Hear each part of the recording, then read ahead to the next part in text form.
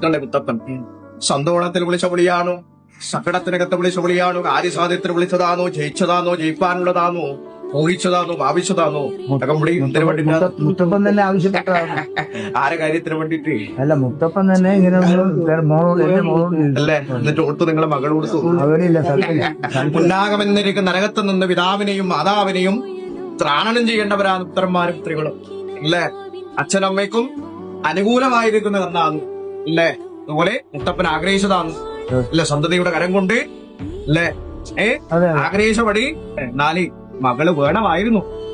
അല്ലേ? അല്ല അന്യദേശത്ത് അല്ലേ?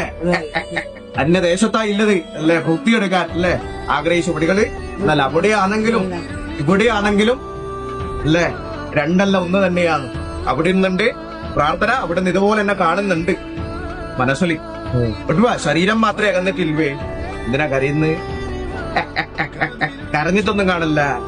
സന്തോഷം കൊണ്ടും കരയും, സങ്കടം കൊണ്ടും കരയും എന്നാ പറയില്ല. കുന്തി പറഞ്ഞിട്ടുണ്ട് കൃഷ്ണായനക്ക് ദുഃഖം മാത്രം മതി എന്നാ പറഞ്ഞു. എന്തിനാ അങ്ങനെ പറഞ്ഞിന്? സന്തോഷം വന്നാൽ ഞാൻ എന്റെ ദൈവത്തിനെ മറന്നു എന്നാ പറഞ്ഞിന്. അതുപോലെ ഇവിടെ ശുദ്ധി വരുത്തിയ